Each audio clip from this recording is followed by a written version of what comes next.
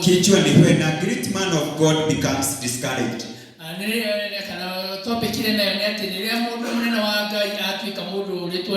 Unajua kuna wakati huwa tunafikiria kwamba kuna mtu fulani hawezi fika wakati wa kuwa discouraged. Lakini nataka nikuambie siku ya leo, kuna wakati unapataka hata ule ambaye yuko na nguvu anafika wakati anajipata amefujika moyo. Unaporudi katika sura ya 18, utaona vile ambavyo Elijah aliweza kufanya mambo makuu. Kwa maana hiki kifungu hata wakati nilisema nitasoma, hata tukua hatujakisoma, najua kuna watu, kwa maana watu wengi hapa ni wasomi wa Biblia walikuwa najua tunaongea kuhusu Elijah. Ilifika wakati katika nchi ya Israeli watu wakawa wamechanganyikiwa.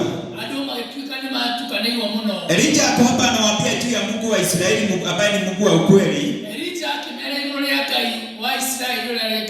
Na kuna mtu ambaye alikuwa anaitwa Jezebeli, ako na manabii wa Baali ambao anawaambia kwamba hao ndio mtaabudu.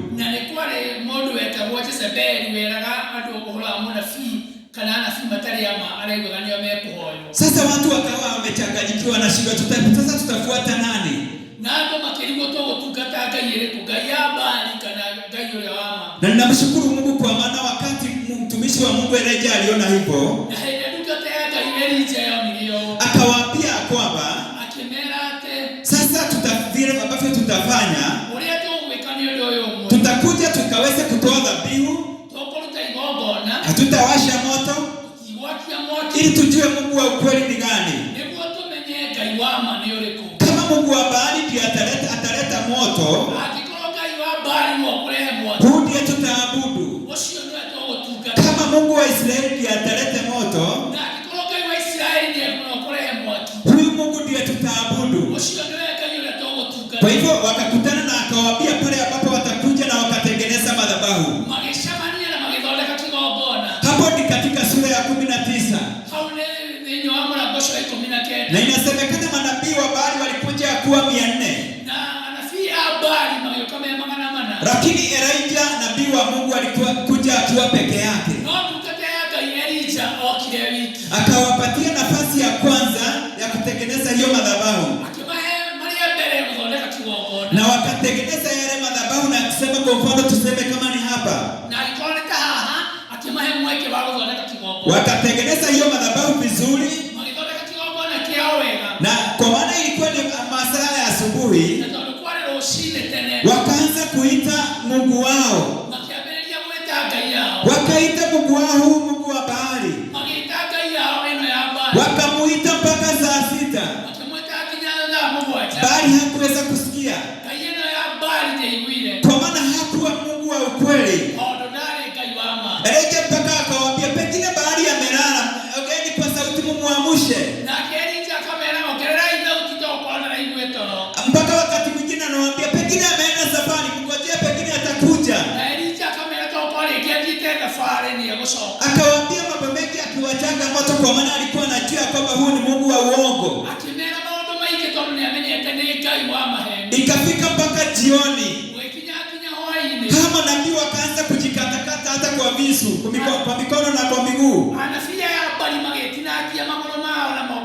ili wakataka kuona kama yule Baali atarudisha jawabu kwa moto. Hakuleta jawabu. Kwa hivyo wakafika wakati, kwa maana hakuwajibu. Sasa wakaacha, sasa ikawa na nafasi ya Elijah. Na tunajua vile ambavyo Elijah alikuja, akatengeneza ile madhabahu ambayo ilikuwa imeharibiwa na hawa manabii wa Baali. Akasema kuchimbwe mtaro na kuwekwa maji. Na wakati alichimba huo mtaro, tuseme ni kama hapa, akafika wakati akakuja kumulilia Mungu. Kwa maana alikuwa ni mnyenyekevu sana. Biblia inasema akapiga magoti. Mungu, akaomba Mungu akaweze kujidhihirisha. Akaambia Mungu awache ukajulikane siku ya leo kwamba wewe ndiye Mungu wa Israeli, Mungu wa ukweli. Naye Mungu akarudisha jawabu kwa moto. Moto ukashuka, ukachoma yale madhabahu ambayo ilikuwa pale. Hata kama kulikuwa na hiyo maji ikaweza kukauka juu ya ule moto ambao ulishuka. Watu wakapaza sauti, wakasema Mungu wa Elijah ndiye Mungu. Sasa kwa maana imeonekana hivyo, Elijah akawaambia kwamba hao manabii wa Baali wakaweza kushikwa, kwa maana walikuwa wanachanganya watu. Wakauawa wote. Na nimekwambia walikuwa wanaongozwa na nani ambaye alikuwa amewawaleta? Alikuwa Jezebeli. Ambaye alikuwa ni bibi wa mfalme ambaye alikuwa anaitwa Ahabu. Sasa nimekufikisha hapo kwa maana tumefika hapo. Sasa ukikuja katika sura ya 19, kwa hivyo manabii wa Baali wameuawa. Na sasa Jezebeli akapata ripoti hiyo. Akaambiwa manabii wa Baali wameuawa na Elijah. Biblia inasema akaapa. Akasema ya kwamba atamuua Elijah. Sasa Elijah wakati alisikia hivyo, Biblia inasema vile ambavyo tumesomewa, akaanza kutoroka. Hata hakuwa anajua anaenda wapi. Ningetaka ukaweze kuona hii picha. Mtu ambaye ameomba moto umeshuka. Na sasa amestuliwa tu na mwanamke. Imagine ni mwanamke amemstua. Nataka nikuambie siku ya leo ya kwamba hata ule ambaye uko na nguvu, kwa maana sisi tuko katika hii dunia, huwa wanajipata wakati mwingine ako discouraged. Na jambo la kwanza ambalo ningetaka nikuambie, nilikuwa naona hapa, baada ya ushindani mkuu, ni vizuri ujue kwamba kuna vita ingine ambayo inaweza kuja. Sasa Elijah hapa alikuwa ni kama alikuwa ameshinda. Pengine akafika wakati afikiria kwamba sasa ataridhika, kwa maana hiyo mambo imeenda vizuri. Lakini vita imetokea. Siku ya leo ningetaka nikaweze kukunenea. Sijui ni vita gani umekuwa ukipigana. Unajua katika hii dunia tunaishi kupigana. Na Biblia inasema sio vita ya mwili na damu. Unapata hali hii inakuja inakusukuma. Unasikia imekufinyilia kabisa. Na wakati mwingine unapata unashinda. Lakini baada ya kushinda, nimekuja kukuambia siku ya leo sifike wakati ukaweze kuridhika. Hata kama umeona umeshinda, jua ya kwamba kuna vita ingine ambayo inakuja. Sasa Elijah hakuwa amejua hivyo. Alikuwa ni nabii. Alikuwa anajua Mungu anasikia sauti yake akimulilia. Lakini alifika wakati akaweza kuwa na uoga. Sijui ni vita gani ambayo umeshinda. Hata katika familia tunaishi na vita. Unapata hali fulani inakuja. Mnapiga magoti mnaomba. Alafu baada ya kuomba, mko umefikiria pengine kutakuwa kuzuri. Tunatokea jambo lingine. Hii inatuandaa, tunapaswa kukaa tukiwa tumejiandaa. Tukiwa katika maombi kabisa na katika vita. Pengine ulikuwa naomba juu ya biashara yako. Wakati unaona ya kwamba imeendelea vizuri, na unasema ya kwamba utaridhika, jambo fulani linatokea.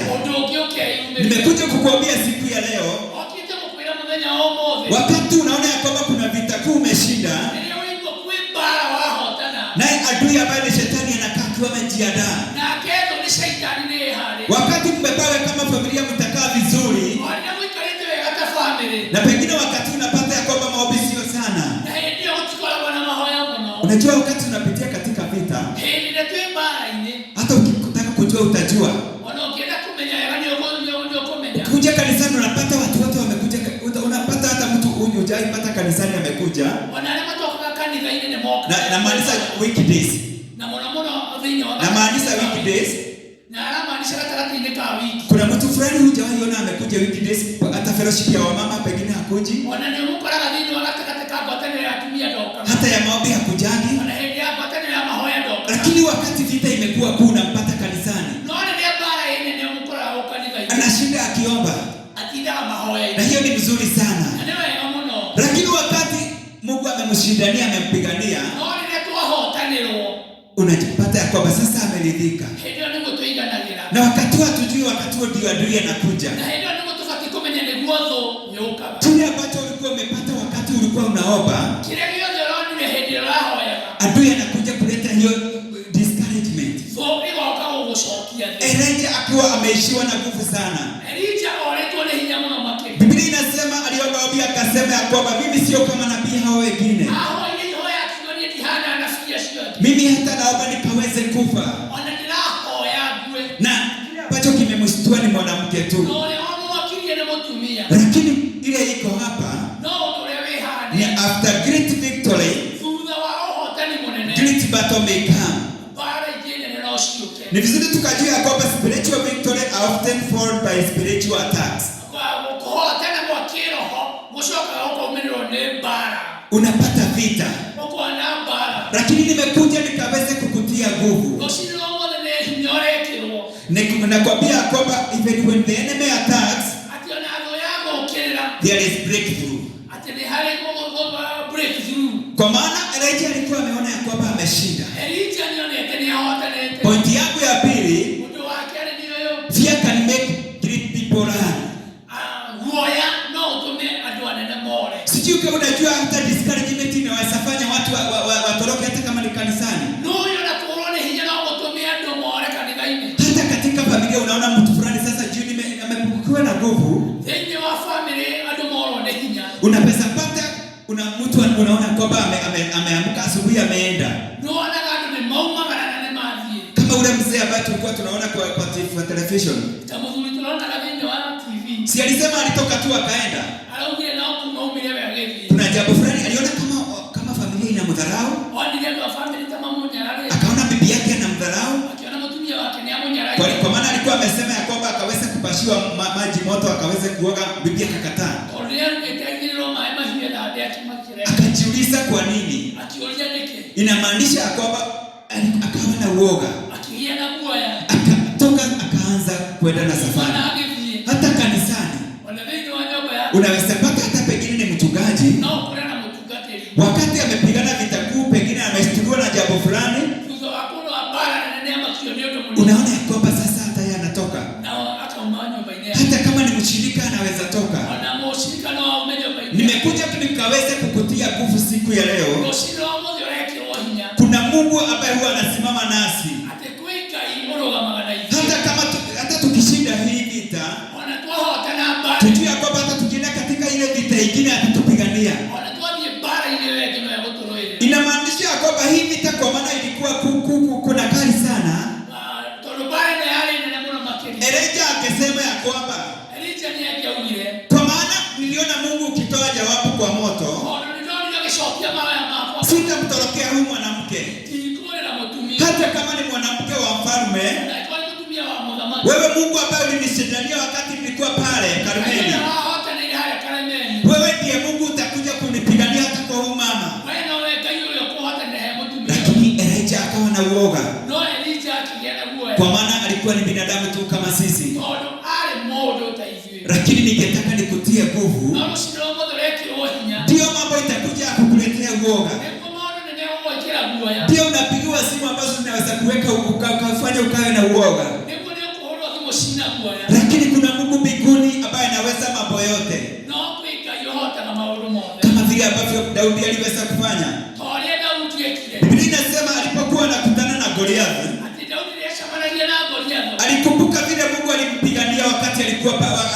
kuangalia kondoo za baba yake.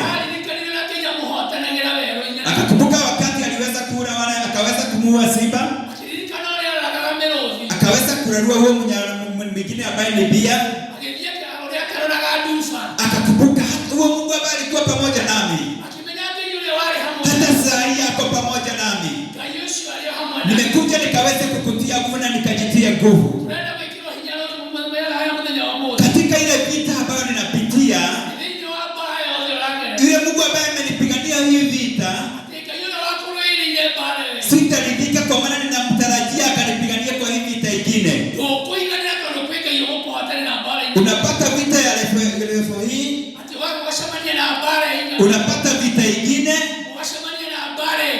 na tutapigana mpaka wakati tutatoka katika hii dunia.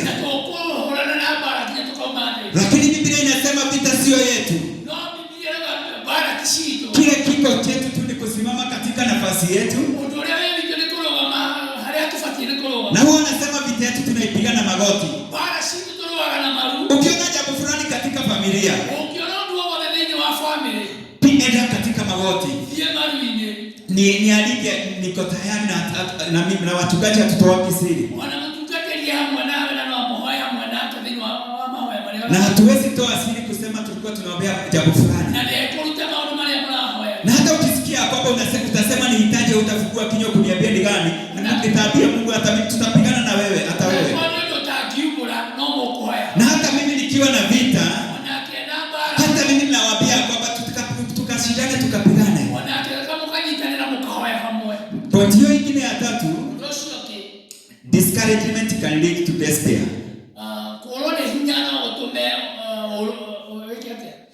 No gutume ule bio kana uthiende muno. Unajua wakati umepata discouragement, inamaanisha kwamba unaona ya kwamba sasa siwezi. Na kwa maana unaona ya kwamba hauwezi, hakika unaenda chini kabisa kwa maana hauwezi. Lakini ni changamoto imetoka katika familia, katika nuclear family, katika extended family, katika kazini pale ambapo unafanyia, katika huduma, unakuwa discouraged. Na wakati uko discouraged, inamaanisha unaweza jipata sasa umeenda chini kabisa. Lakini leo nimekuja nikuambie, Mungu anajua udhaifu wetu. Hata kama hii vita ni kali, kama kuna vita zingine ambazo wewe unapitia, nikienda kumalizia, watu wanashindwa, baba fulani amevumilia haya,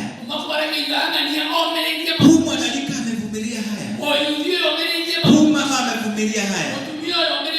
Amevumilia kwa maana anajua Mungu atampigania.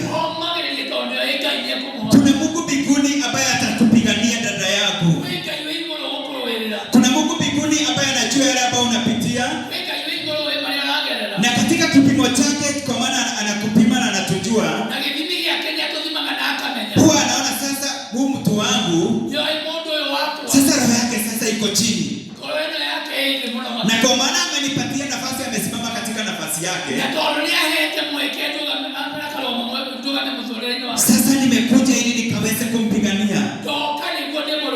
Point hiyo ingine ya nne nikienda kumalizia, God strengthens the weary.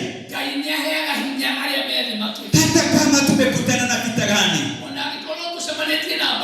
hata kama zimetuumiza aje, hata kama zimefanya watu watudharau, hata kama unapitia pahali unaona tu watu wanaongea kuhusu wewe, kama unajua vizuri umesimama katika haki, na watu wanasema, ujue tu hiyo bado ni vita. Funga masikio yako, usiwaongeleshe, kwa maana unaweza jipigania na huna nguvu ya kujipigania. Jifungie kama uko kwa nyumba yako, jifungie, enda kwa magoti, ambia Mungu nipiganie kama vile ambavyo Elijah alifanya, naye Mungu atakupigania. Enda kanisani, omba funguo pale ambapo huwa tunaweka, ukuje kanisani ni useme siku ya leo Mungu sitatoka hapa mpaka Mungu kaweze kunipigania. Napenda ndugu yangu mmoja ambaye alikuwa rafiki yangu sana ambaye yuko huko Murang'a, ni mchungaji. Na wakati alikuwa na jambo ambalo alikuwa anaombea, unajua alikuwa anaenda kanisani. Anasema sitatoka hapa. Sisi tunafika masaa ya kwenda nyumbani, tunamwacha bado akiomba. Tunamwacha bado akiomba, akiambia Mungu ninakungojea. Na namshukuru Mungu kwa maana Mungu anashuka. Nakumbuka wakati tulikuwa tunaomba juu ya kipawa cha Roho Mtakatifu. Siji kwa maana Mungu huwa anatembelea watu tofauti. Wengine hata walikuwa wanaenda wakibatizwa na kupokea hicho kipawa cha Roho Mtakatifu. Ninamaanisha kudhihirika kwa hicho kipawa. Na wengine wakiombewa wakati tunaomba kama vile ambavyo unaweza omba, huwa wanapokea wakitokea hapa mbele. Wengine wanapokea wakiwa kwenye viti. Sasa ndugu yangu alikuwa ameenda miaka mingi sana. Siku moja akalia machozi akatuambia, sitatoka hapa mpaka Mungu anijaze na upako wake. Mpaka Mungu anijaze na kipawa cha Roho Mtakatifu. Tukamwacha akiomba usiku mzima. Akatuambia bado tukikuja asubuhi siku nyingine. Na hakika Mungu kwa maana Mungu anasikia watu. Tukua tumeomba tukasikia amebatizwa na ubatizo wa Roho Mtakatifu. Nataka nikwambia kwamba kuna Mungu ambaye yuko mbinguni, ambaye huwa anaona hata wakati uko chini, hata wakati umepiga amekushindania hiyo vita, na anaona kuna vita ingine, lakini huwa anataka umpatie nafasi, umfungulie mlango, umwambie nipiganie Mungu, na usifike wakati ukaweze kusimama. Biblia inasema ya kwamba Elijah alikuwa ameisha kabisa. Hata katika hali ya mwili wake ulikuwa umeisha kabisa. Katika kiroho alikuwa ameisha. Kwa maana wakati alilala kwenye ule mti, malaika hangemletea chakula kama angekuwa na nguvu. Biblia inasema malaika akamgonga, akamwambia Elijah, inuka ule. Elijah akaamka, akakula ule mkate, akaitwa tena, akaambiwa inuka ule. Kwa maana Mungu alikuwa ameona Elijah pale ambapo wamefika. Hata wewe siku ya leo nataka nikuambia kwamba hata kama uko chini aje, Mungu anakuona. God will provide strength for the journey ahead. Wakati alimpatia hiyo chakula mkate, akamwambia kwamba amke ale na anywe, kwa maana safari ni ndefu sana. Wapendwa, nataka niwaambie hii safari ambayo iko mbele yetu hatuiwezi kama tutakuwa na Mungu, lakini kuna Mungu. Nataka nikwambie kuna vita umepigana, kuwa na nguvu, ukaambia Mungu ya kwamba hata hii ingine ambayo inakuja akakupigania. Jambo la tano na ni la mwisho, God listen even to the broken prayers. Elijah wakati alikuwa anafungua kinywa chake, wale ambao wasomi wanasema hakuwa na kufuata kufungua kinywa, kwa maana alikuwa ameisha. Amesikia vile bibi ya mfalme amesema na ameapa, na wakati huo mtu akiapa anafanya jambo, akajua sasa sio sitaishi. Lakini Mungu wakati alinyenyekea, akamwambia Mungu, sasa mimi sasa siwezi. Akamwambia Mungu, nichukue. Ukiona mtu akiwa amefika katika hiyo point ya kusema achukuliwe, inamaanisha kwamba alikuwa ameisha kabisa. Naye Mungu, kwa maana Mungu wetu ni mwaminifu, akasikia ombi lake na akaweza kushuka na akaweza kuwa pamoja naye na akampigania. Na tunajua vile ambavyo mpaka aliweza kumwokelesha, akaweza kumtia nguvu. Na Biblia inasema unapoendelea utaona vile ambavyo aliweza kuendelea. Mungu akakuwa pamoja na yeye na Mungu akaweza kumpigania na akamshindania. Na akaweza hata kuenda na akaweza kusimama mbele ya Ahab. Na akaweza kujipeana kwake.